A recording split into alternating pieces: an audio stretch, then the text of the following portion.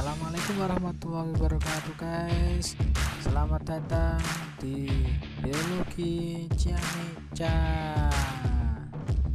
sebuah channel yang membahas tentang kajian biologi dan lingkungan. Semoga memberikan manfaat dan jangan lupa untuk subscribe, like, and comment ya guys. Selamat menyaksikan. Assalamualaikum warahmatullahi wabarakatuh.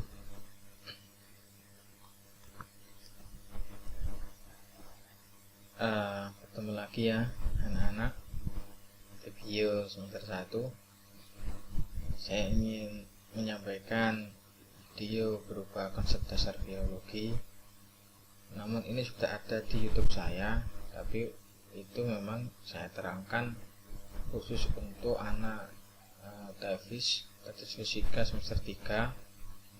Sebenarnya tidak apa-apa kalian lihat itu, tapi kurang lengkap keterangan saya karena saya tahu kapasitas penyampaian materi saya tidak saya fullkan di mereka, karena juga mereka nanti juga jarang atau sangat sedikit sekali berinteraksi dengan biologi.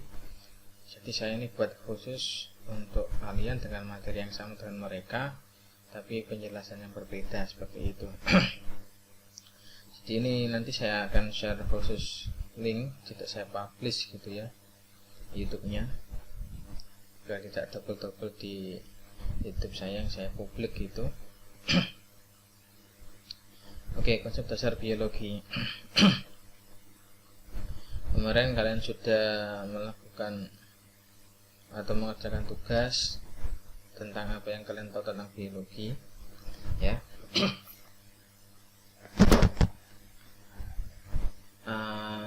Mohon maaf kalau suara berisik ya. Jadi biologi merupakan suatu ilmu dasar, ilmu hayati ya, yang pada intinya mempelajari tentang organisme hidup, makhluk hidup ya. Dan yang paling penting itu mempelajari organisme hidup dengan interaksinya terhadap lingkungannya itu ya. Jadi biologi itu merupakan suatu ilmu ya. Jadi kalau ilmu didefinisikan itu sebagai pengetahuan yang terorganisir yang bersifat dinamis, artinya dapat berubah-ubah sesuai dengan perkembangan zamannya ya, dan berasal dari kata science dari bahasa Latin yang berarti ingin tahu, atau secara harfiah dapat diartikan sebagai ilmu pengetahuan ya. Untuk mendapatkan pengetahuan itu berbagai macam caranya ya. Ada yang mengamati dengan mengumpulkan data sesuai dengan pengalamannya ya, dengan cara berpikir dan merasa. Kemudian kalau awal ilmu itu bersumber dari sesuatu yang pandangannya bersifat gaib gitu ya, magis, gaib, sihir awalnya ya.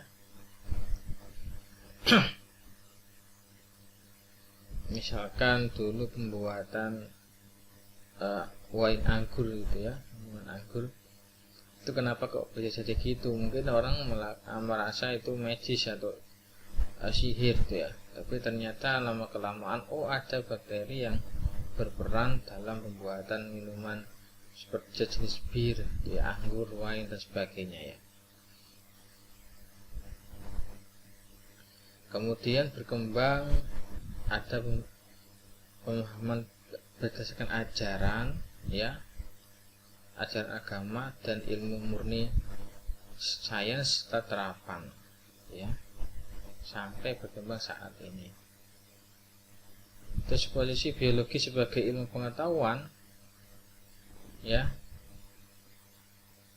Jadi dalam artian biologi sebagai ilmu pengetahuan alam, ya, yang awal dirintis oleh seorang filosof sebelum Masehi, ya, Aristoteles, yang berarti bio itu dari dua kata, bios yang artinya hidup dan logos yang artinya ilmu. Jadi ilmu yang mempelajari makhluk hidup. Namun yang paling penting, ya, yang paling penting itu ialah ada keterkaitan interaksi dengan lingkungan, ya. Ada keterkaitan interaksi dengan lingkungan. Jadi belajar organisme hidup, ya, kalau tidak ada sangkut pautnya, tidak disinggung sama sekali tentang interaksi dengan lingkungan. Interaksi itu berarti ada hubungan timbal balik, ya. Jadi organisme itu kehidupannya sangat bergantung pada kondisi lingkungan. Bagaimana dia berinteraksi, berhubungan, bersinggungan, ya, lingkungan dengan lingkungannya, menghasilkan feedback, ya, umpan balik seperti itu. Jadi yang paling penting tidak hanya mempelajari organisme hidup, tapi ada keterkaitannya dengan lingkungan. Jadi namanya kalau hidup itu pasti ada hubungannya dengan lingkungan. Seperti contohnya lingkungan mereka tinggal, atau yang kita sebut sebagai habitat, ya, itu. Baik nanti lingkungan non living thing atau lingkungan tak hidup yang bisa disebut abiotik dengan lingkungan biotiknya. Misalkan perubahan suhu, perubahan cuaca, iklim, perubahan pH, perubahan kelembapan, dan lain sebagainya, itu lingkungan yang sangat berpengaruh terhadap kondisi organisme tersebut atau makhluk hidup tersebut, ya. Sampai tingkat sel itu juga ada interaksi dengan lingkungan. Ada lingkungan dalam sel dan lingkungan luar sel. Seperti itu, ya. Jadi maka ya biologi itu kalau tidak mempelajari dengan interaksi dengan lingkungan, ya bukan belajar biologi itu, ya.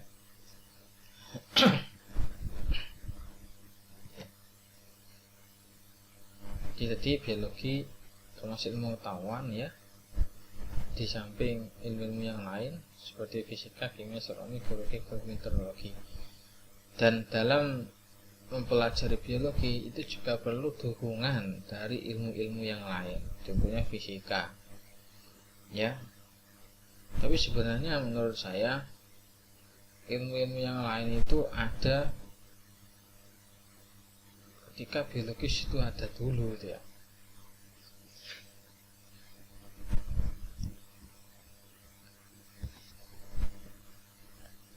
Di biologi ada, ya, kan makhluk hidup itu ada lebih dahulu daripada ilmu yang lain, gitu, ya. Kita juga perlu ilmu fisika. Seluruh alat pada biologi itu merupakan prinsip dasar fisika. Mikroskop, ya, sentrifugasi yang menggunakan gaya sentrifugasi, ya, banyak sekali, ya. Contohnya alat di biologi itu yang alat fisik, apalagi kimia, karena makhluk hidup itu terjun atas bahan kimia. Jadi kita tidak pernah bisa berpisah yang namanya dengan ilmu kimia. Jadi kalau kalian sekarang dapat kuliah kimia dasar, silakan diikuti dengan sebaik-baiknya, ya. Jangan kira sudah masuk biologi tidak pernah mendapatkan kimia sama sekali, malah itu yang sangat dibutuhkan. Kenapa? Karena kita juga tersusun atas bahan kimia. Makhluk hidup, organisme itu tersusun atas bahan kimia. Jadi yang pasti ilmu kimia tetap dipakai dan ilmu-ilmu yang lainnya seperti astronomi, geologi, geografi, biologi itu juga ada hubungan yang erat dengan biologi, terutama geologi dan geografi. Ada nanti cabang namanya biogeografi itu ya. Nah, oke. Jadi yang dipelajari dalam biologi dasar atau biologi umum ini ya, dan nantinya kalian di jurusan biologi ini itu ialah semua yang berhubungan dengan makhluk hidup itu sendiri, meliputi struktur, fungsi, tumbuh kembang, adaptasi terhadap lingkungan, yang ini merupakan bentuk bagian dari interaksi dengan lingkungannya ya. Kemudian ada juga penggolongan makhluk hidup, ada penggolongan habitat ya, berdasarkan habitat, peran dan lingkungannya. Kemudian asal usul evolusinya. Nah, ini tidak akan dibahas secara mendetail di biologi umum, tapi nanti kalian juga akan mendapatkan satu persatu mata kuliah di semester berikutnya ya. Dan cakupan biologi itu sangat luas sekali ya.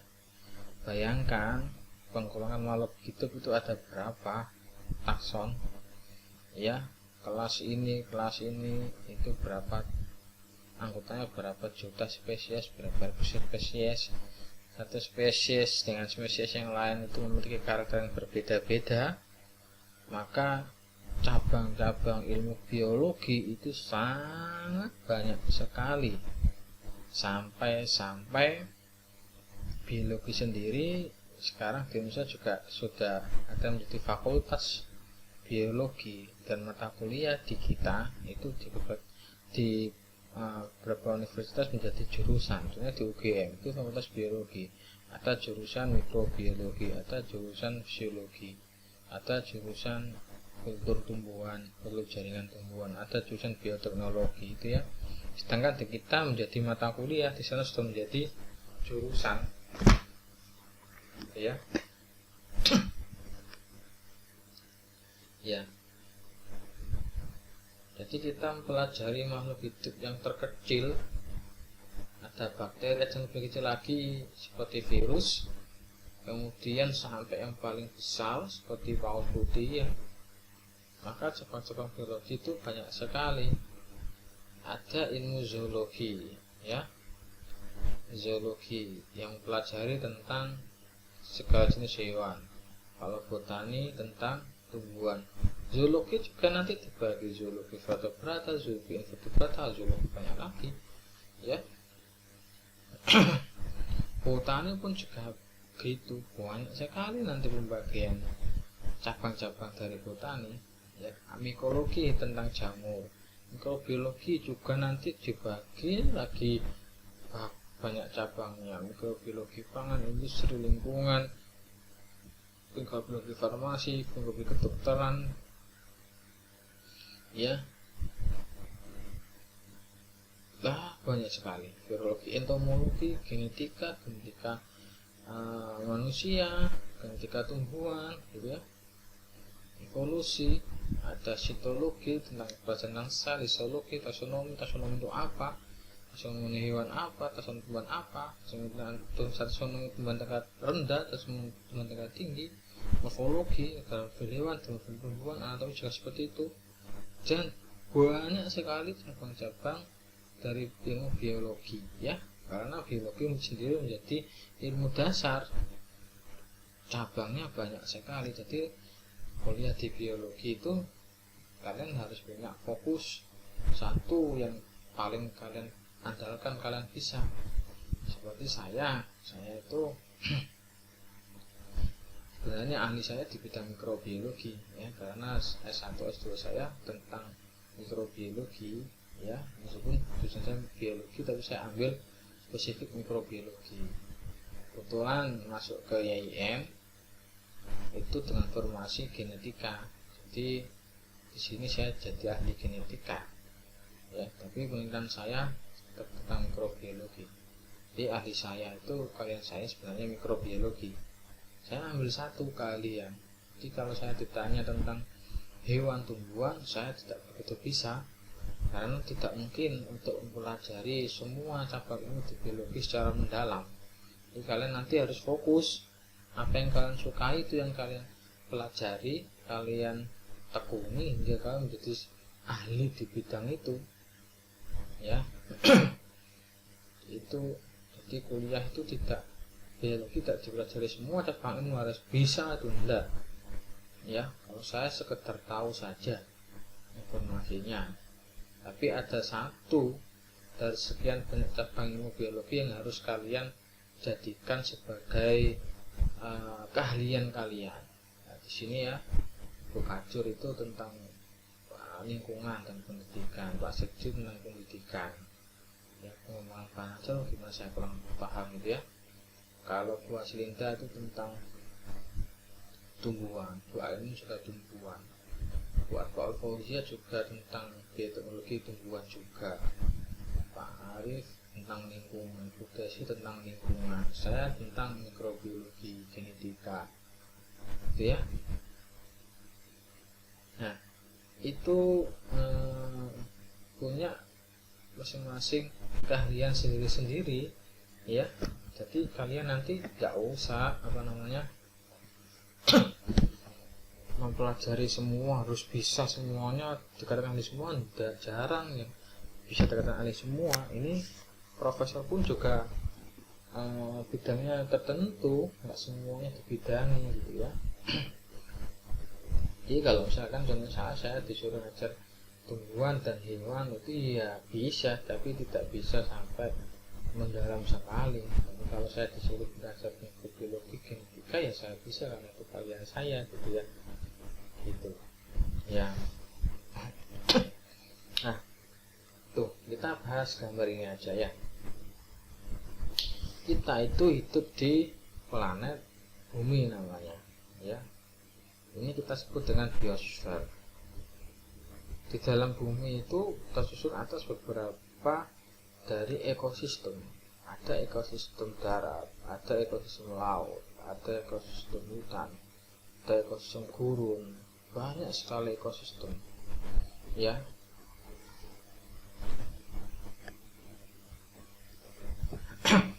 Masing-masing ekosistem terdiri dari komunitas. Masing-masing komunitas terdiri dari populasi. Masing-masing populasi terdiri dari satu individu spesies. Jadi kalau dilihat hierarkinya seperti ini, ya, seperti ini hierarkinya. Nah, ada biosfer, ada ekosistem, ada komunitas. Itu komunitas itu gabungan dari beberapa populasi. Ada populasi hewan gajah, populasi hewan jerapah, hewan A, B, C, D, dengan populasi tumbuhan ini membentuk komunitas, ya. Kalau populasi kumpulan dari beberapa individu yang sejenis atau satu spesies, ya. Populasi terdiri dari satu organisme yang sama dengan satu spesies, ya. Organisme ini tersusun atas beberapa macam sistem organ, contohnya sistem pencernaan, sistem pernafasan, sistem respirasi, sistem reproduksi, sistem sekresi, ya, ekskresi, sistem gerak, ya. Dari sistem-sistem organ itu terdiri dari organ. Ada organ jantung, ada organ paru-paru, ada organ ginjal, ada organ tulang, ada organ otak, ya, organ mata, hidung, mulut, telinga. Organ-organ tersusun atas jaringan.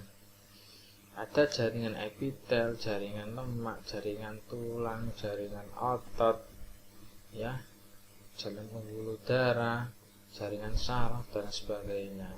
Jaringan-jaringan tersusun atas sel-sel yang sama. Sel saraf menyusun jaringan saraf, sel tulang fibroblas, ya, menyusun sel jaringan tulang, ya, beberapa sel tulang menyusun jaringan tulang, ya.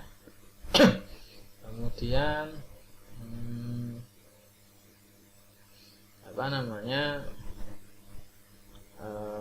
sel otot, ada otot lurik, ada otot polos, ya.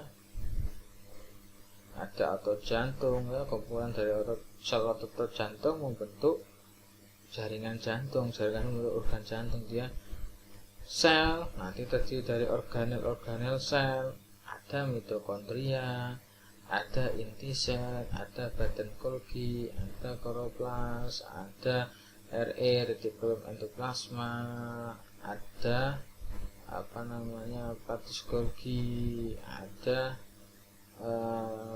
banyak ya, dan membran plasma ya, ada ribosom ya.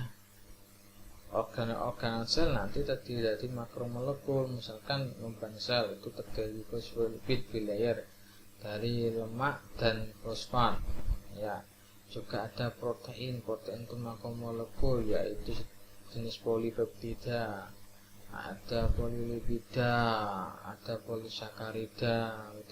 Makromolekul nanti tersusun atas molekul atas atom, ada hidrogen, oksigen, fosfor ya, nitrogen, kalium, kalsium ya.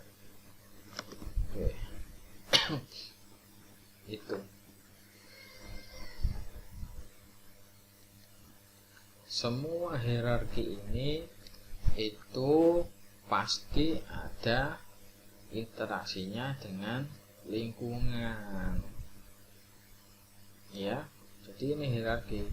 Kalau paling kecil ya terus dari atom membentuk molekul, membentuk organel membentuk sel membentuk jaringan membentuk organ, membentuk sistem organ, sistem organisme individu sejenis membentuk populasi, membentuk komunitas membentuk ekosistem, membentuk biosfer. Itu hierarki organisasi biologis ya. Jadi belajar ilmu biologi itu belajar ilmu yang sangat penting sekali, karena mengenai kehidupan di bumi ini gitu ya. Semua sekarang aktivitas manusia sekarang itu untuk keberlangsungan hidup manusia ya. Itu hubungannya dengan biologi, pangan, pertanian, perikanan. Mana sekarang sektor industri yang tidak berhubungan dengan biologi. Bahkan sampai tekstil pun tuh ada hubungan dengan biologi ya. Itu ya.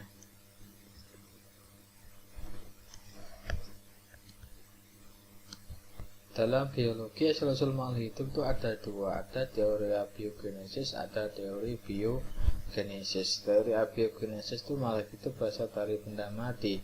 Teori biogenesis itu makhluk hidup berasal dari makhluk hidup lain. Terus yang benar mana Pak? Menurut saya benar kedua-duanya ya, dan ini tidak melenceng dari Islam gitu ya. Kok bisa? Ya bisa. Nabi Adam itu diciptakan dari tanah. Tanah itu bukan makhluk hidup, benda mati, jadi kan abiogenesis. Ibu Hawa diciptakan dari Nabi Adam, diciptakan dari makhluk hidup. Biogenesis sama-sama benarnya ya. Nanti kalau kalian sudah dapat mata kuliah evolusi akan sangat mengerti ya evolusi dengan saya sendiri, nanti dosennya insyaallah itu ya.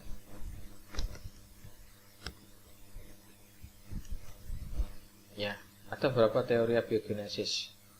Yang pertama kali Aristoteles ya, tahun sebelum Masehi depannya. Jadi mengatakan kalau makhluk hidup yang pertama menghuni bumi adalah berasal dari benda mati. Timbulnya makhluk hidup pertama di bumi terjadi secara spontan karena adanya gaya hidup, dan ini sudah dibuktikan oleh penelitian yang dilakukan oleh Harold Urey dan Stanley Miller ya. Oleh karena itu paham abiogenesis disebut juga paham generatio spontane.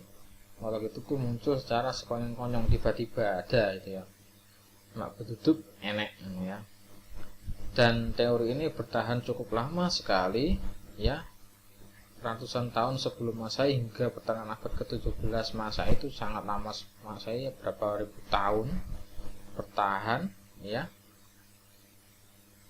Dan diperkuat oleh Anthony van Leeuwenhoek yang pertama kali menemukan atau membuat mikroskop, ya, yang mengamati jentik-jentik makhluk hidup yang kecil pada status rendaman air jerami, seolah-olah membuat bahwa makhluk hidup yang kecil itu berasal dari rendaman jerami, itu ya.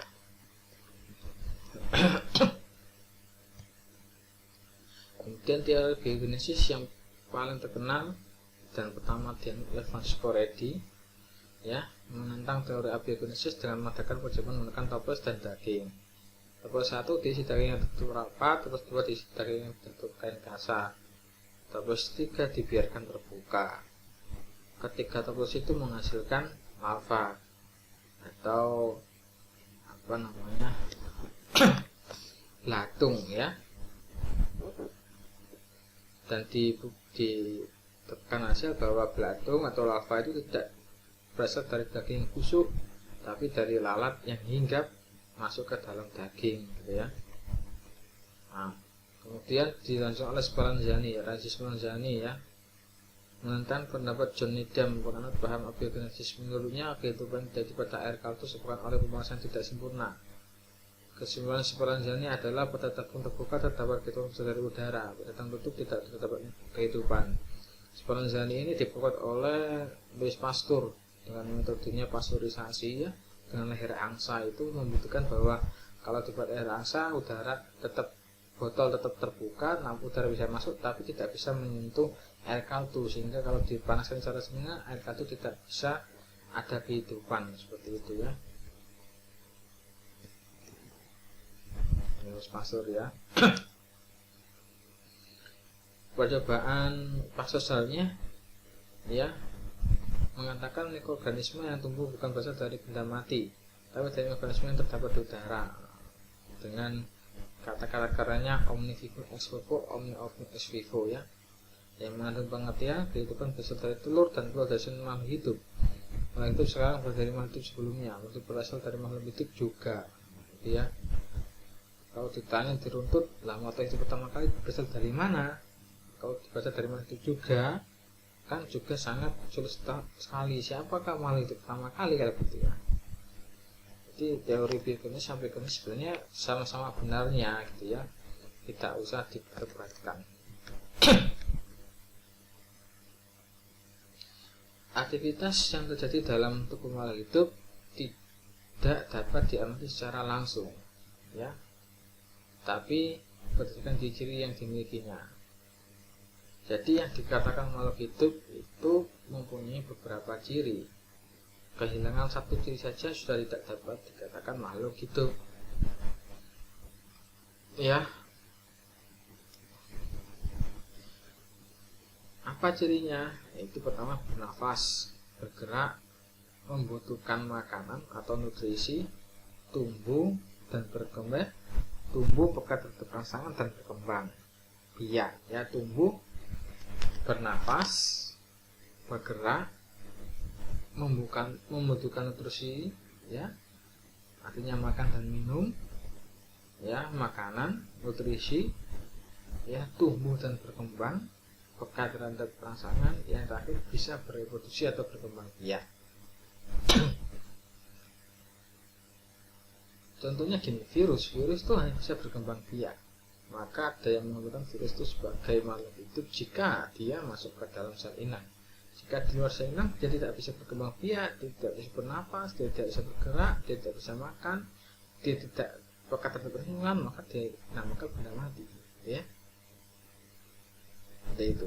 Selain virus, semuanya bernafas, bergerak, makan. Bernafas itu jangan jadikan bernafas menghirup udara, dan, ya, mekanisme itu banyak sekali, ya. Oke, tidak seperti itu juga, gitu, ya. Nah, itu berbeda-beda karakteristiknya, ya.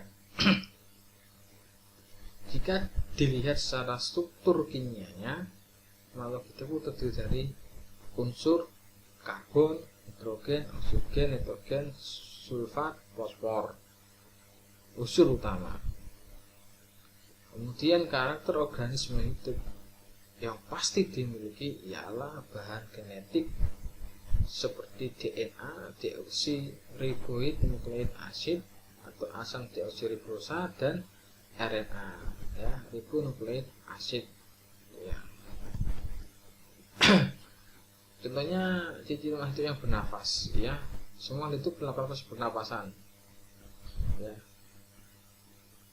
Pada umumnya, ya, bernapas itu mengambil udara O2 dari luar, CO2 dalam tubuh. Tapi ini untuk makhluk hidup yang aerob mengambil, tapi mengambilnya tidak seperti manusia, hewan, itu ada beberapa keunikan juga antar makhluk hidup. Ini bisa dikatakan dalam pengambilan itu, ya, bernafas itu terjadi tukar menukar O2 dan CO2.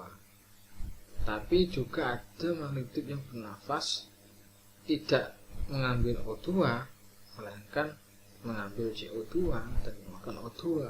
Itu tumbuhan pada waktu siang hari, ya. Beberapa jenis makhluk hidup yang anaerobik yang dia bernafas membutuhkan CO2, kalau ada O2 malah mati, gitu, ya. Nah, oksigen itu digunakan untuk pembentukan energi, itu yang bernafasnya secara aerob, ya. Aerob itu membutuhkan oksigen, kalau anaerob tidak butuh oksigen, malah butuh CO2 dan selain oksigen pokoknya, ya, untuk juga menghasilkan energi. Kemudian bergerak, ya, energi dihasilkan itu untuk proses aktivitas organisme, contohnya bergerak, ya. Kalau manusia bisa geraknya macam-macam sekali, ya. Kalau tumbuhan gimana Pak geraknya? Ada gerak taktis, gerak menghindari langsung, kayak misalkan menutupnya daun untuk stomata, yang melingkupnya daun seperti pada putri malu jika disentuh, gitu, ya. Nah, itu memang gerak, ya. Gerak itu butuh energi, ya. Jadi proses bernafas yang lebih membutuhkan energi namanya proses respirasi tingkat seluler untuk menghasilkan energi, ya. Nanti kalian dapat materi, kalau nggak di sini ya di mata kuliah selanjutnya, ya. Oke. Nutrisi, menggunakan nutrisi, ya. Jadi bernafas itu salah satu respirasi untuk mendapatkan energi, tapi energi dapat dari mana? Nutrisi dapat dari nutrisi. Maka makhluk hidup ada dua, secara garis besar sebagai dua. Dan kalau jenisnya ada yang autotrof, ada yang heterotrof. Kalau autotrof itu makhluk hidup yang bisa membuat makanannya sendiri, ya. Ada fotoautotrof, ya, dimana sumber energinya berasal dari cahaya. Ada ya, fotoautotrof cahaya, ya. Ini ada cahaya, sebenarnya tumbuhan itu fotoautotrof. Pada yang heterotrof, dia tidak bisa mencari makanannya sendiri, ya. Tidak bisa membuat makanan sendiri, dia harus dapat dari yang lain, organisme lain, tentunya manusia, hewan, itu, ya. Protozoa, jenis bakteri itu heterotrof, ya.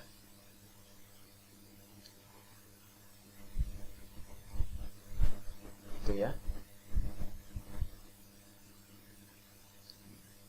Jadi dalam nutrisi makanan itu nanti terkandung beberapa molekul kimia yang nanti akan dijadikan sebagai energi. Contohnya kalau pada hewan, sumber energi utama terdapat dari bentuk glukosa yang diubah menjadi ATP, adenin trifosfat, gitu, ya.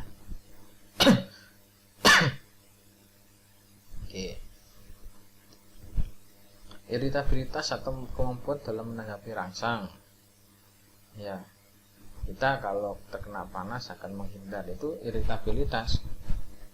Coba benda mati dikenakan panas, dingin, tetap aja diam, tidak ada efeknya, tidak ada feedbacknya, itu benda mati. Kalau hidup pasti ada interaksi dengan lingkungan, tidak mungkin tidak ada interaksi dengan lingkungan, itu, ya. Oke. Dan tumbuh maksimal itu pas tumbuh. Pak, bakteri tumbuh gimana? Bakteri ya dikatakan tumbuh, bukan tumbuh tumbuh itu bisa diartikan bertambahnya volume, ya gitu. Kalau yang uniseluler ya volumenya saja yang bertambah, kemudian dia bisa berkembang biak dengan cara mungkin membelah diri dan sebagainya, banyak caranya. Ya, kalau hewan tumbuhan dengan tumbuh ya bertambahnya volume, bertambahnya jumlah sel, ya. Oke ya. Jadi yang tumbuhan bertambah tinggi, manusia juga bertambah tinggi, bertambah besar, bertambah lebar gitu ya. Tapi kalau malah yang uniseluler ya tidak, misalnya tambah besar ya enggak. Ya, tumbuhnya sendiri-sendiri ya karakteristiknya. Oke. Berkembang biak ya pasti ya, organisme itu butuh berkembang biak. Maka jika ada yang tidak bisa berkembang biak, itu akan menyulitkan diri sendiri sehingga tidak menghasilkan keturunan dan akhirnya dia punah, ya. Itu manusia pun kalau tidak bisa berkembang biak dia susah sama sekali ya. Ada yang berkembang secara generatif, kawin, pertukarannya sel gamet antara sel gamet betina, ovum dan sel gamet jantan spermatozoa, ya, generatif atau vegetatif. Misalkan stek, ya, dan cangkok, itu bentuk jaringan. Oke ya. Seperti itu yang dapat saya sampaikan. Semoga ada manfaatnya buat kalian. Nah, bertemu lagi minggu depan. Silakan kalau ada pertanyaan komen saja di Google Classroom. Oke ya, terima kasih. Wassalamualaikum warahmatullahi wabarakatuh.